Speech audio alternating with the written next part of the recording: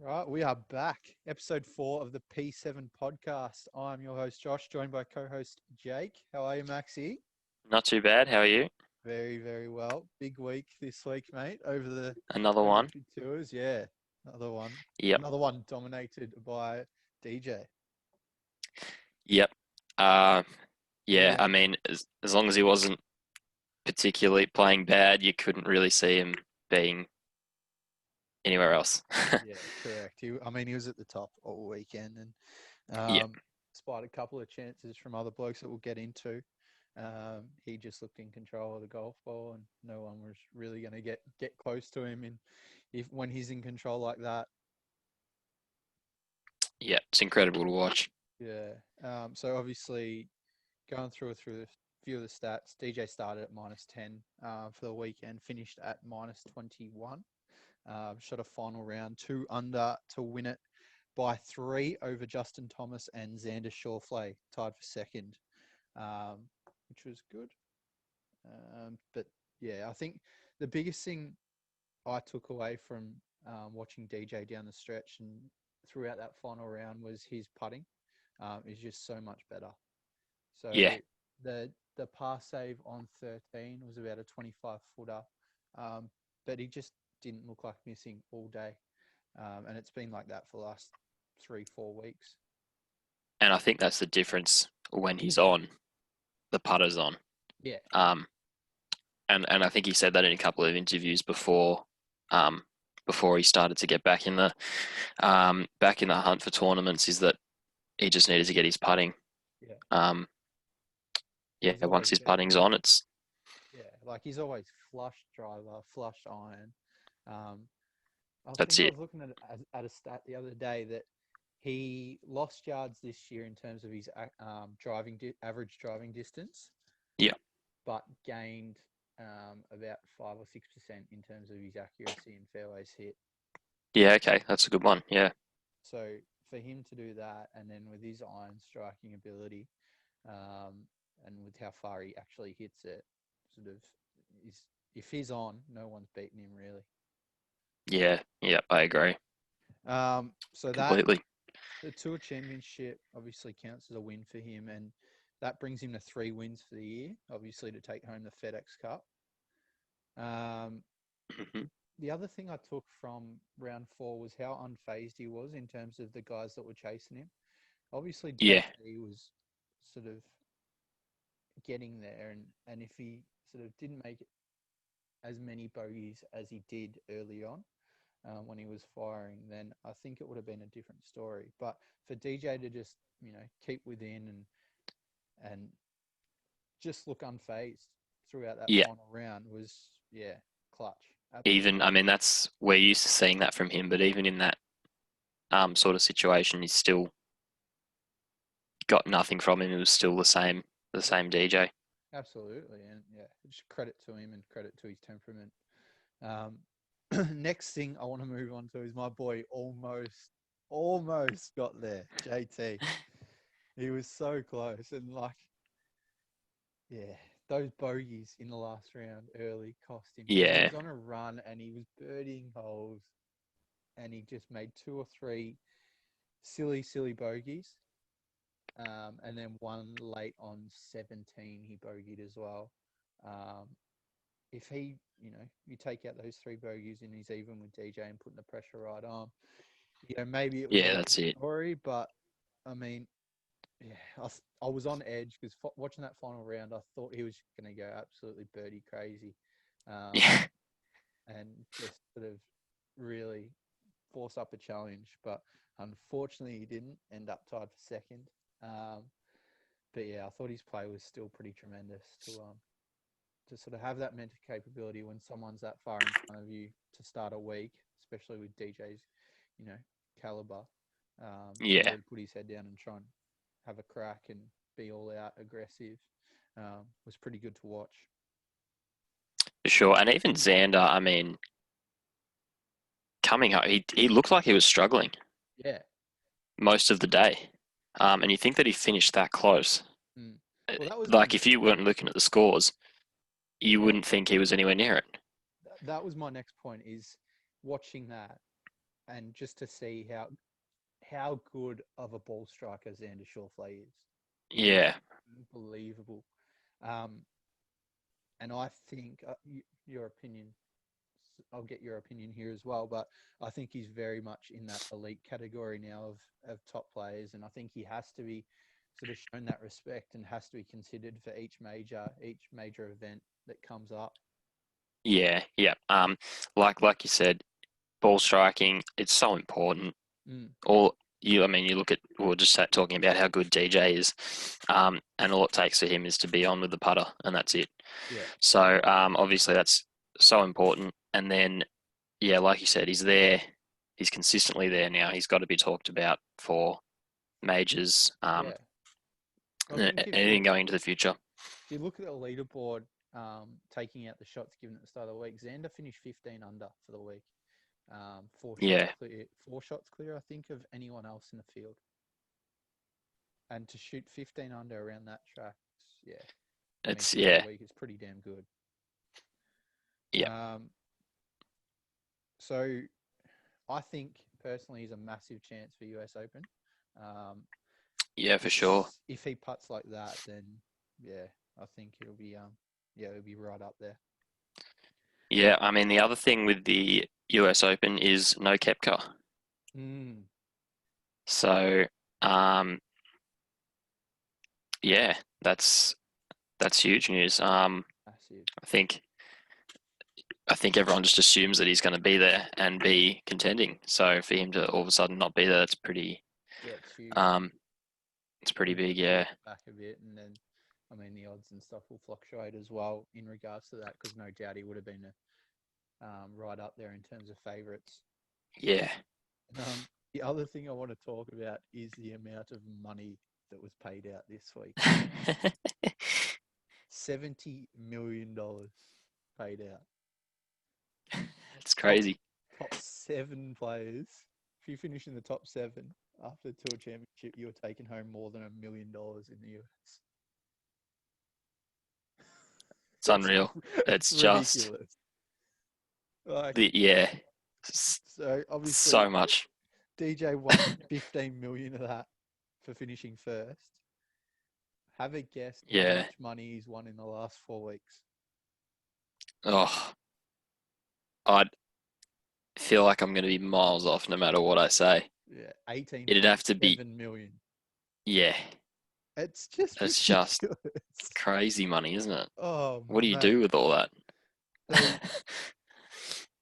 I was listening to a podcast the other day, and they were talking about how they should make it mandatory that you have to spend 30% of those winnings within the first week. Imagine the scene. Oh no, that would be good for golf. Especially DJ. Imagine the scene. Yeah. 30% of 15 in a week. It's almost $5 million. Yeah. Crazy. God. So just to put it in perspective as well, Billy Horschel, who finished 30th, won $395,000 this week. Yeah. It's still unreal, isn't it? Yeah.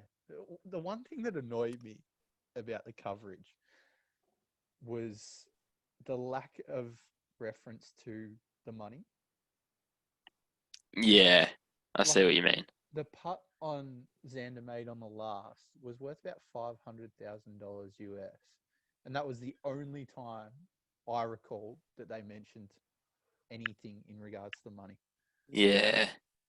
I don't know if you go. It's what they're playing for, essentially. Like, it's not a major event. They're playing for the Fedex Cup, obviously. But the money is what these players are playing for. Yeah. And not to reference it until that point in time, which is ridiculous. Yeah, I don't know if they're trying to make it sort of more about the golf and loving the game, or what their perspective on it is. You could argue that, but at the end of the day, it's such an exceptional amount of money that it would be just so hard. It's so hard to look past it. Oh, it is, exactly. When you And think of the FedEx Cup, you think about money. yeah, 100% you do, especially after the last sort of couple of years. Like, Yeah, it's obscene the amount of money that they're playing for. And for them not to even reference it, I just thought was strange. yeah. Um, I, the, I do agree. the other one I wanted to talk about was the biggest loser out of this week. So, yeah. Um, Webb Simpson coming into the week was predicted, well, he was fourth coming into the week, predicted to win about $4 million. Or 4 million? 3 million, I believe. Mhm. He finished, first of all, he cost himself almost $2.5 million this week.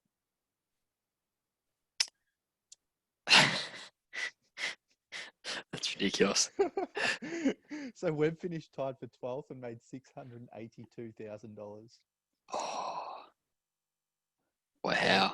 if you listen to his rundown, it's just ridiculous. This is how the FedEx Cup money was paid out. So DJ 15 million, JT and Xander both won 4.5 million for finished tied second.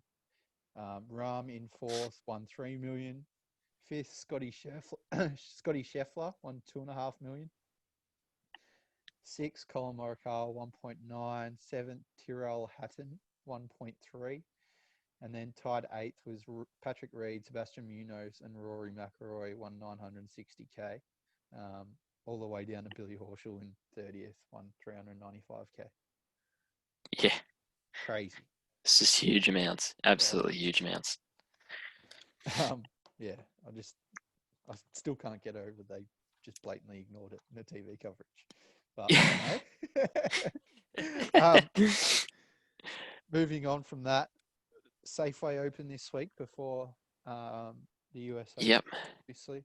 So not really a whole deal to talk about. Just with No. the amount of top players that are actually playing the Safeway is pretty minimal. So you got Phil Mickelson and Jordan Spieth are pretty much the only notables. I think it's time for a break for those guys, especially played all the way through the FedEx Cup playoffs. Take a Week off. after week after week of just grinding. I think it's probably really important for them to get a week off after a tough season, and then try and get themselves ready for the US Open. Yeah, focus on wing foot because they know what it's going to bring. Yeah. Rahm said it the other week pretty well, where he's like, I'd be very surprised if any one of us finished under par for the week. Yeah. So they know how critical it's going to be to hit fairways, hit greens. So I think they're all making a pretty good call to take it off and really dial in. Dial in terms of the practice. But obviously Phil and Spieth both struggled this year. Good to see Jordan actually, trying to get his game dialed in out on course instead of just doing what the rest of them are doing. And sort of disappearing. Yeah. For a while, but Hopefully it goes well at Wingfoot because he's good to watch when he's on. Yeah, absolutely. Yeah. And moving on to the European Tour, went to Spain. The European, yes, Valderrama. So we had for a start, the conditions were so tough. John Catlin finished first with a 2 over par, final score, final round 4 over. That's pretty, finishing a tournament like that. It makes you think about it.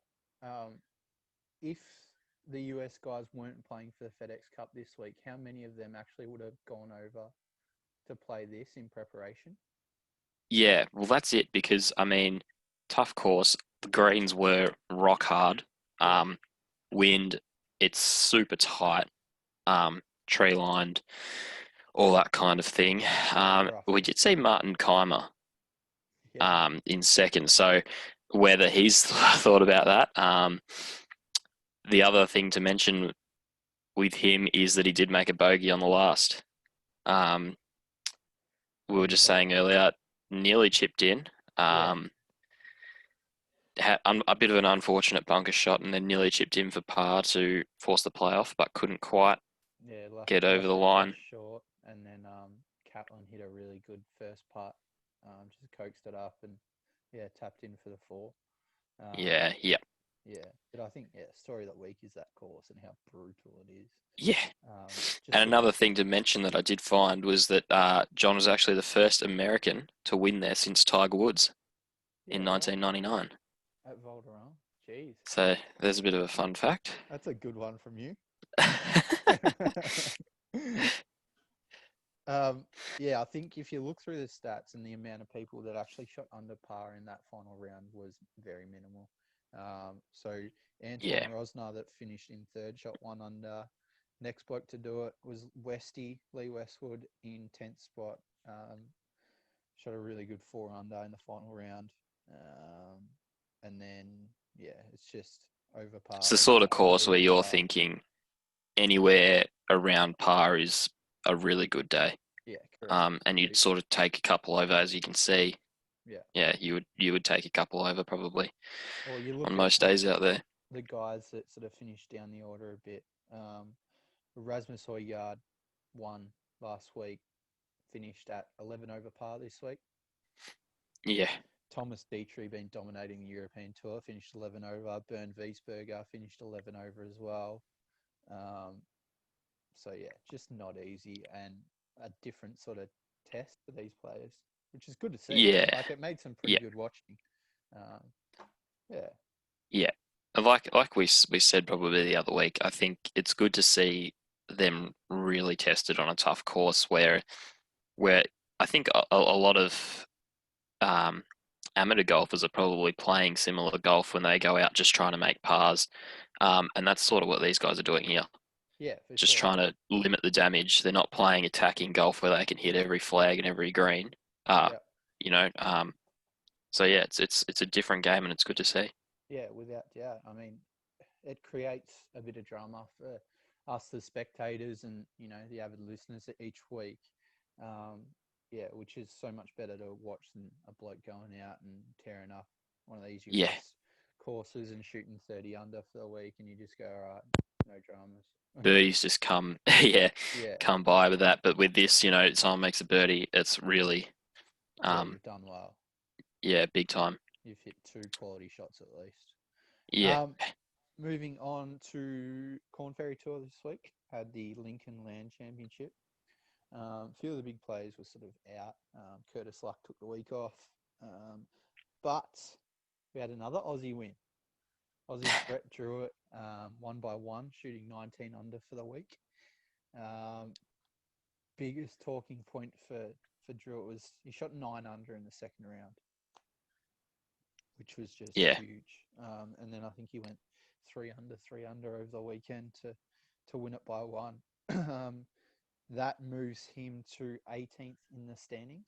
So gets him in that top 25 bubble, competing for a PGA Tour card, which is pretty awesome. It's good. Another Aussie up there. What we want to see. Hopefully has a good finish this week and really secures it. But that, after this week, it brings both him and Curtis Luck in the top 25 now.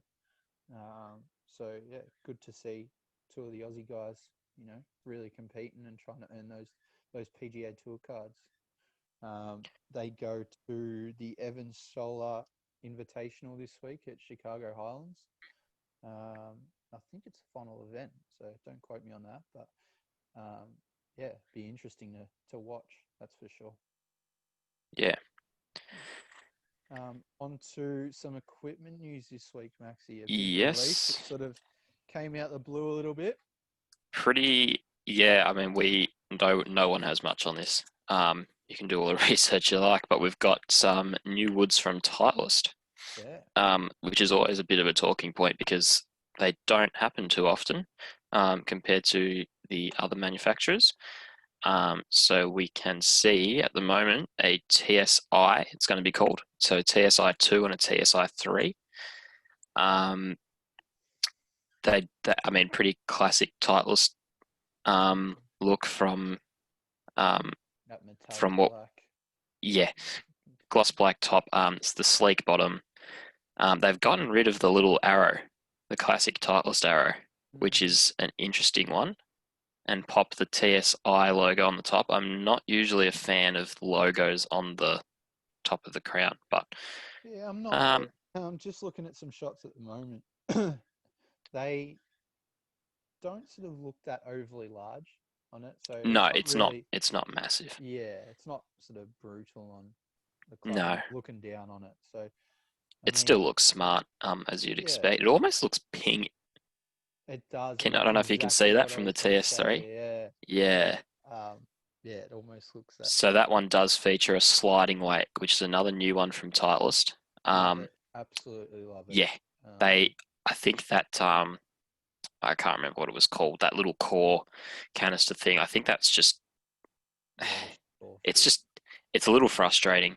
Just having to have how many options did you have for that little core? Whereas now you can just swing the weight around on the back, which I think's so yeah, much easier. it makes it much easier from a fitting perspective as well. Instead of Yeah, switching out these little weights consistently, you can just slide that way, and it's what Titleist needed to do, in my opinion. yeah, They sort of need to keep up the times. Obviously, with the release of TS, the original TS range, that was a massive jump for them, in terms of yeah. really competing in the driver and fairway wood market again. Um, so hopefully this is even better. I saw, That's it. we saw some stats this week too. Yes. Uh, yeah, go for Jimmy Walker. It it. was It was. 184 ball speed and 372 yards carry. Now I don't know where Jimmy's hitting these balls. I don't know what sort but, of balls he's hitting. but that, to give you an idea in terms of meters, it's probably what, 330 plus. Something that would be a bit Just more. Yeah, no, about that. Yeah, about that. ridiculous. Absolutely ridiculous. I mean, you had to look at the launch and the spin. Obviously, his numbers were absolutely spot. I don't know how well you'd be able to control that on the golf course. I think he was up around the 15 degrees almost launch, and I think about 1800 spin. I Yeah, think about that. so. That's that's pretty unbelievable launch conditions. But And they are bringing out fairway woods in terms of these models as well. yes, Good. So, I don't know if I'm a fan. We spoke about this earlier on in the week. I don't know if I'm a fan of the TSI2. yep. Just with that grey. And, yeah, I like I the. actually thought that the top might be grey on it after seeing that because I didn't Really? see the top of it first, and I thought that would have been quite cool. It's not the case, No, but they've I gone with the. I do agree with you. From the top, it looks quite stretched back and a bit triangular. Yeah. And we were saying this earlier. I think they've pushed the TS2, or sorry, the TSI2 a bit more towards the TS1, and the TS3 a little bit more towards the TS4. So I think we may not see a 1 and a 4 this time around. I think the TS2 and 3 weren't huge. They were different, but not as. I think you'll see a bit of a bigger difference this time around. Yeah, it'd be interesting to see whether they do bring out the TSI1 or TSI4, or just Yeah, like you said. That's for sure. But yeah, for me, the TSI3 looks yes, pretty that does look good. spectacular. Yeah, And so that classic players look, whereas that TSI2 is sort of your more forgiving option. yeah, yeah. So I think that'll be the one that sells bigger. But Yeah, well, if they're pulling yeah, off these ball speed numbers yeah, being promoted at the moment, I mean, you'd be silly not to have it in the bag. yeah, yeah. That's pretty crazy. So a couple of things. Obviously, we start a new PGA Tour sort of season this week at the Safeway Open. So I want to get, I know it's bold, but I want to get your pick for the 2020-2021 Fedex Cup. Wow. I think I want to look towards the young guys that have really put themselves out there this year. We were saying earlier, Xander, Colin Morikawa, Victor Hovland. Mm, There's Yeah, There's a Victor still few. needs to make that jump though, doesn't he? He hasn't quite got to the level of the others. So probably more of an outside chance, but I'm gonna say Xander because I want a new winner. Stole my pick, but anyway, okay. Oh. Well, he's actually my pick in the other thing, but yeah, in terms of FedEx Cup, I I'll change it up, but I just think the consistency obviously matters a lot more, and to get you that advantage Yeah. leading up into the sort of final few tournaments. So I'm going to go out on a limb. You know, I'm sticking with my boy, Oh, no. JT. He's going to do it. He's going to do it. Obviously, you know, DJ is a massive, massive chance to go back to back. If he's playing like he is at the moment next year, then Yeah. it'll be pretty tough to beat. But I just think it's JT's time, and if he sort of eliminates those, couple of bad holes each round, like he sort of showed in the Tour Championship, Yeah. those sort of bogeys, then I don't think he's far away at all. And I think, to be honest, if he gets going and if he gets that consistency going, then it could be, a runaway. Yeah. Well, Yeah, pretty hard to say. yeah. I mean, we don't know how next season's going to go either, I guess. So, Yeah, exactly. And it's all sort of up in the air with what's going on at the moment yeah. in terms of COVID. But yeah, now the big one. Not obviously 2 weeks away. US Open at Winged Foot. Going to be pretty brutal conditions by the sounds of it. It's going to put an emphasis on hitting fairways, hitting greens in regulation.